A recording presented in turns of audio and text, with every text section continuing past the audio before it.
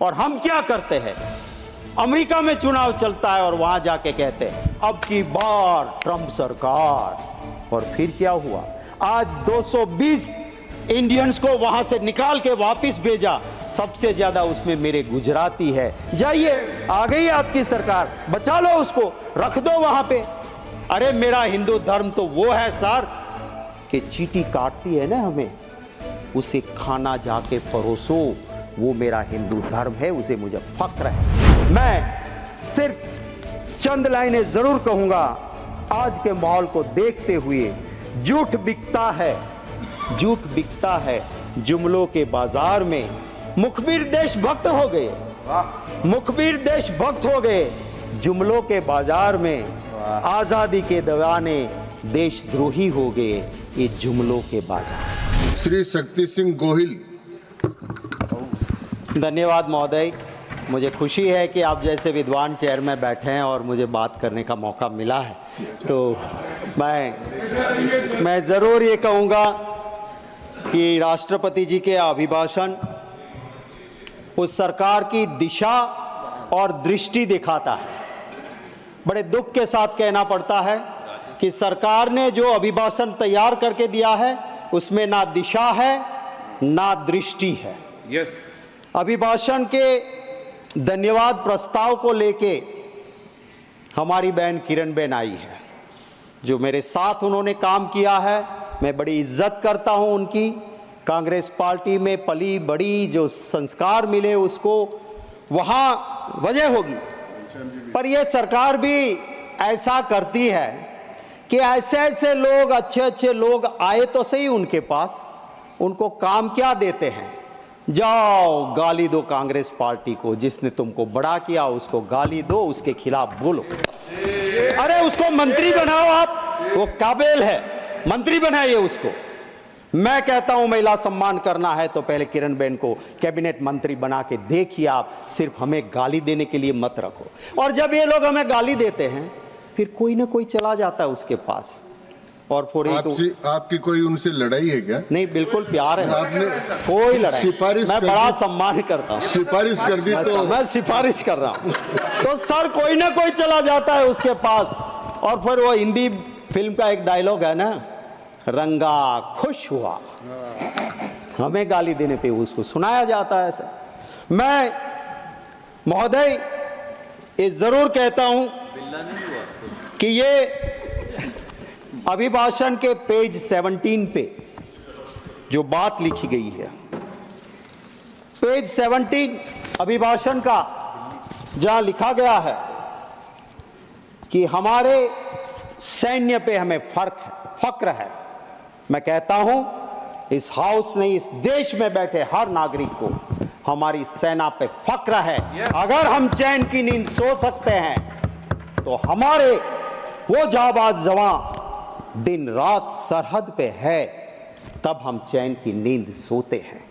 बड़ा दुख होता है सर, मेरे पास इसी हाउस में जो कमिटी का रिपोर्ट सबमिट हुआ था 19 फरवरी 2022 का, वो रिपोर्ट है, और इस रिपोर्ट में लिखा गया है कि मेरे सैन्य के उस जांबाज जवानों को लाइफ सेविंग सामान या जरूरी सामान उस स्टोर में वो पड़ा मिला जिसकी एक्सपायरी डेट हो गई थी। और एक्सपायरी डेट हुआ सामान अगर मेरे उस जांबाज जवानों को देती है सरकार, और ये रिपोर्ट कमेटी की है जहां बीजेपी कांग्रेस के सभी साथी बैठ के इसका विश्लेषण करते हैं, यूनानिमस रिपोर्ट आती है, और जब वो उस रिपोर्ट में लिखा है तो उसका संज्ञान लेके सरकार को, सिर्फ लफ्जों की सजावट तो बहुत आसान है, दिल से भावना होनी चाहिए उनके लिए काम करने के लिए।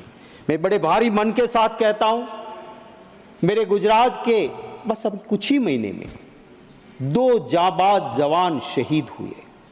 अग्निवीर था हमारा ये जामकंडोना के हंसवड़ गांव का महिपाल सिंह, विश्वराज सिंह महिपाल सिंह सर, उसकी फौज में जिस तरह से काम वो कर रहा था, पता नहीं क्या हुआ, पास में गन की बैरल फटी, ये शहीद हो गया। दूसरा मेरा जाबाज भाई गुजरात का रोहित डांगर भावनगर के नेसड़ा गांव का रहने वाला, पैरामिलिट्री फोर्स में, जिस तरह से उसकी मृत्यु हुई, मैं गया था, परिवार एकदम गरीब। अब उनकी चीजें, उनका पोस्टमार्टम रिपोर्ट, उसके लिए उनको दर दर की ठोकरें खानी पड़ी। हमें शर्म आनी चाहिए। शेम। उनको जो हक मिलना चाहिए। क्यों हम विरोध करते हैं अग्निवीर का? क्योंकि जो शहीद हुआ उसे ना शहीदी का दर्जा मिलेगा, ना वो परिवार कहा जाएगा कि बेटा शहीद हुआ, क्योंकि वो अग्निवीर था। ये शर्म की बात है। एक सिपाही का काम, हमारी रक्षा का काम करने वाले को हम ठीक से नहीं रख पाए। सर, मैं हिंदू हूं, मैं मेरे कुल देवता की पूजा करता हूं, मेरी देवी मां की आराधना करता हूं, मोक्ष की प्राप्ति के लिए करता हूं। मैं मतों की राजनीति के लिए मेरे देवी देवता का उपयोग नहीं करता। मैं हिंदू हूं, मुझे फक्र है कि मेरे मजहब में ऐसे धर्म गुरु हुआ करते थे कि राजा, सत्ता पे बैठने वाले उस राजा को भी पीठ पे वो पहले दंड मारते थे कि राज सत्ता पे बैठने से पहले याद रखना कि तुम्हारे ऊपर भी धर्म सत्ता है। दुख है इस बात का। आज भी कुछ ऐसे संत हैं जिसको देखते उसके चरणों में मस्तक झुक जाती है, पर सिर्फ भगवा पहन लेने से कोई साधु संत नहीं बन सकता है। वो रावण था, ऋषि का रूप लेके सीता मैया का हरण करने गया था। उसी तरह सत्ता के हरण के लिए अगर कोई संत का, ऋषि का रूप लेता है, मुझे दर्द होता है। वो मेरे मजहब को बदनाम करता है, मेरे धर्म को बदनाम करता है। ऐसे को साधु संत कहलाने का कोई अधिकार नहीं है।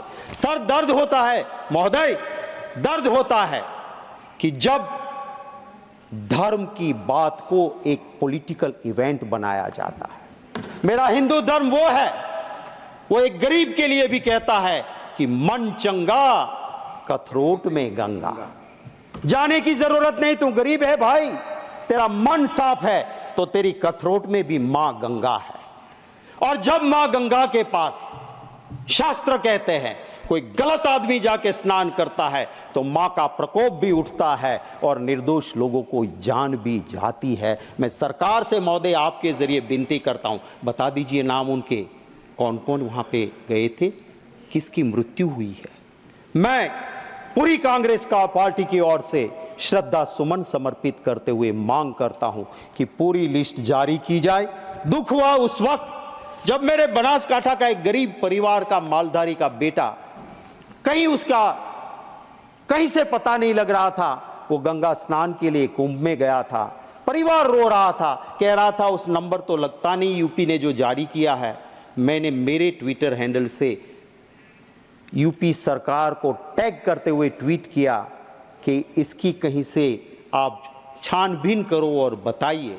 दुख है, मेरा तो ऑफिशियल ट्विटर हैंडल है, सर्च करने पे मेरा नंबर भी मिल जाता है। कोई सरकार के किसी भी अफसर का अभी तक, एक मेंबर पार्लियामेंट को फोन नहीं आया कि गुजरात से युवा आया था और इसका हमने ये छानबीन की है।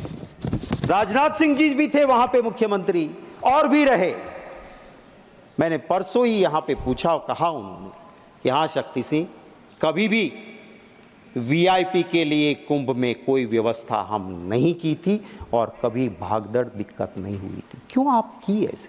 पूरा कैमरा दिख रहा है, जैसे क्रिकेट में वो चीयर गर्ल्स आते हैं। मुझे दुख होता है, मेरे साधु संत मेरे लिए मेरे दिलो दिमाग में रहते हैं, मैं नमन करता हूं, पर सिर्फ वो कपड़े पहन के किसी वीआईपी को नहलाते हैं क्या? ये अच्छा लगता है? साधु संत का काम है क्या? दर्द होता है उस वक्त पे, और माँ गंगा भी उससे दुखी होती है, ये मैं जरूर कहूँगा। मैं ये भी कहूँगा कि महिला सम्मान की बात अभिभाषण में हुई है। अभी अभी ह्यूमन राइट कमीशन ने एक संज्ञान लिया। गुजरात के उस अमरेली में एक बेटी, पाटीदार की बेटी, उसका सरघस निकाला गया, पट्टे से उनको मारा गया। गलती क्या थी उसकी? एक जगह पे छोटे से पगार में वो टाइप का काम करती थी। भाजपा के दो बड़े नेता की लड़ाई में एक खत टाइप किया, वो खत क्यों टाइप किया करके उसका गुनाह हो गया और उसको वहां से मारा गया। और उसी भाजपा का एक गुट का एक नेता जो एमपी भी रह चुके हैं, वो कल कहता है कि मैं नार्को एनालिसिस टेस्ट के लिए तैयार हूं, अगर दूसरे भाजपा वाले ग्रुप के सामने है वो भी नार्को एनालिसिस टेस्ट करवा ले। तो ये दो, वो कहते हैं ना, हमारे वहां गुजराती में कहावत है सर कि पाडानी लड़ाई में झाड़नो खो। इस मीन्स बड़े दो बुल जब लड़ते हैं आपस में तो निर्दोष पेड़ मारे जाते हैं। भाजपा के इन गुटों की लड़ाई में उस बेटी को प्रॉब्लम हुई। मुझे अभिभाषण में मेरी उम्मीद थी कि मेरा डायमंड पॉलिशिंग बिजनेस जो रोजी देता है, रोजगार देता है सूरत में, वो मैंने पहले आगाह किया था लैब ग्रोन डायमंड को लेके। मोदी जी जाके अमेरिका जाके वो लैब ग्रोन डायमंड दे के आए, तब से सूरत में मंदी है, लोग आत्महत्या करते हैं। उसको उगारने की कुछ तो बात होगी, नहीं हुई, उसका दुख है। वहां का टेक्सटाइल उद्योग सर ऑक्सीजन पे है, कोई बात अभिभाषण में नहीं हुई है। दुख होता है सर, जिसके माँ बाप ने आजादी की लड़ाई में भाग लिया, हिस्सा लिया। इस सरकार को वो हुसैन भाई पसंद नहीं है पर शेख हसीना पसंद है। इस बात को जब मैं देखता हूं तब मुझे दर्द होता है कि क्यों आप ये करते हो। हमारा संविधान कहता है विदेश नीति में भारत की सरकार कभी किसी दूसरे देश की नीति में कहीं भी चंचुपात नहीं करेगी, ये हमारी विदेश नीति कहती है। और हम क्या करते हैं, अमेरिका में चुनाव चलता है और वहां जाके कहते हैं अब की बार ट्रंप सरकार, और फिर क्या हुआ, आज 220 इंडियंस को वहां से निकाल के वापस भेजा, सबसे ज्यादा उसमें मेरे गुजराती है। जाइए, आ गई आपकी सरकार, बचा लो उसको, रख दो वहां पे। अरे मेरा हिंदू धर्म तो वो है सर कि चींटी काटती है ना हमें, उसे खाना जाके परोसो, वो मेरा हिंदू धर्म है, उसे मुझे फक्र है। मेरा हिंदू धर्म वो है, वो कहता है वसुधैव कुटुंबकम। मेरा हिंदू धर्म वो है, वो कहता है आत्मा अमर है, आज आत्मा अगर मरेगी तो किसी और के घर में पैदा होगी। और इसी वजह से पूरी दुनिया में जहां हिंदू गया, जैसे दूध में चीनी मिलती है, मिल गया। कभी दुनिया में हिंदू को कभी दिक्कत नहीं आई थी, पर जब से राजनीति के लिए हिंदू मजहब के सही अर्थ को छोड़ के नया अर्थ निकाला, जियो और मार डालो, मेरे धर्म का मतलब था जियो और जीने दो, जियो और मार दो आया। और उसके बाद जहां जहां भी बाहर हिंदू रहता है वहां दिक्कत होती है। लाल आंख दिखाओ ने जाके, जाओ पास के कंट्री में जहां पे मेरा मंदिर टूटता है, मेरे हिंदू पे अत्याचार होता है, जाइए 36 का सीना लेके, 56 का सीना लेके, बचा लीजिए उसको। आपकी राजनीति की वजह से वहां हिंदू दिक्कत में है, इसको समझना चाहिए। मैं आखिर मेरी मिनट बची है, उसमें एक बात जरूर कहूंगा सर, दिल से भावना होनी चाहिए। गांधी जी गरीब के बेटे नहीं थे, उसके पिता के पास हवेली थी, सबसे बड़े अफसर थे वो नवाब के जूनागढ़ के। गांधी जी खुद बैरिस्टर थे, सूट बूट पहनते थे और जिंदगी भर मौज कर सकते थे। उसने कभी नहीं कहा मैं गरीब का बेटा हूं, पर जब देखा कि मेरे देश की आजादी की जरूरत है तो सूट बूट छोड़ के धोती पहन के आ गए और आधी धोती पहन के इस देश को आजादी दिलाई। वो गरीब का बेटा नहीं था। आज कोई कहता है मैं गरीब का बेटा हूं और 10 लाख का सूट पहन के बड़े इंडस्ट्रियलिस्ट की सिर्फ सेवा करता है, तो उससे भला नहीं होगा। कहां पैदा हुए वो जरूरी नहीं है, आपके मन की मंशा क्या है, देशवासी को उससे फर्क पड़ता है। और उसी की मैं उम्मीद जरूर करता हूं। कैसी कैसी बातें होती है सर, मैं आधे मिनट में पूरा कर दूंगा। मैं पूरा बोलिए सर, कैसी बात होती है जब जम्मू कश्मीर में जाते हैं, देश के गृह मंत्री कहते हैं सरकार बना दो हमारी, ईद और मुहर्रम पे मुफ्त में गैस सिलेंडर देंगे। अरे भैया, गुजरात में तो कब से बनाए हुए हैं, दे दो रामनवमी पे, दे दो जन्माष्टमी पे मुफ्त का सिलेंडर, वहां क्यों नहीं देते हो भाई? क्या हमें जरूरत नहीं है? दूसरा कहता है तो कि रेवड़ी बांट रहे हो। तो वोट के लिए आपको कुछ भी करेंगे।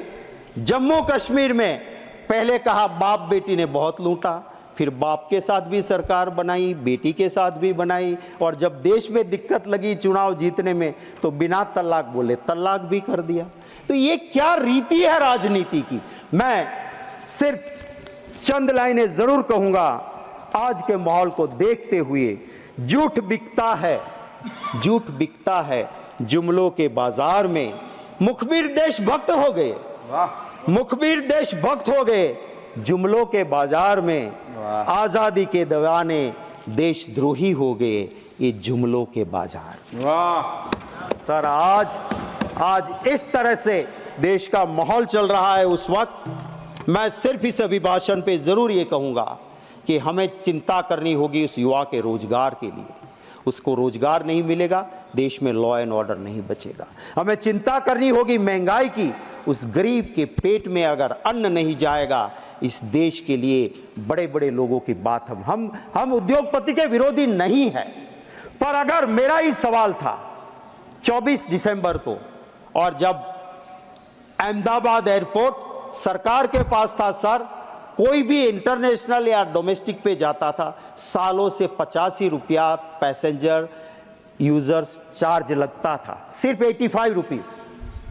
2 साल में आखिर अदानी के पास आने के बाद इंटरनेशनल में 855 रुपये हो गए, 85 to 855, और डोमेस्टिक में 85 रुपये से लेके 580 रुपीज। आप अगर अहमदाबाद से एयरपोर्ट में बैठोगे, डोमेस्टिक में जा रहे हो, क्या स्वर्ग खड़ा कर दिया कि जो 85 रुपया था उसका 580, और इंटरनेशनल में 85 रुपया था उसका 850 रुपये कर दिए आपने। ये जब प्रजा को लूटते हैं आपके दोस्त, तो हम बोलते हैं, हमारे नेता बोलते हैं।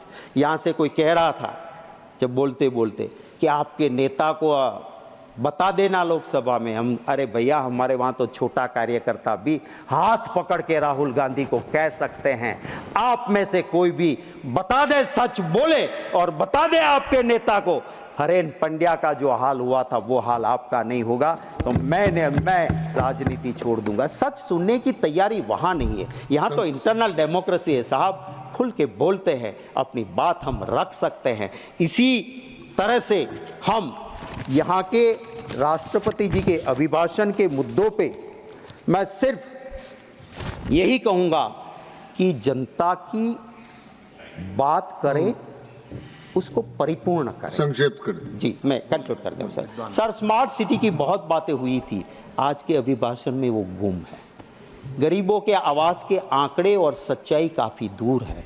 मैं दिल से धन्यवाद करता हूँ आपका महोदय, और मेरी बात को यहीं पे ख़त्म करता हूँ। Thank you very much. धन्यवाद Shakti Singh ji. Stay ahead with our cutting-edge news app. Instantly access the latest shorts in just 1 minute and breaking news in just 50 words. Download now for a smarter, faster news experience.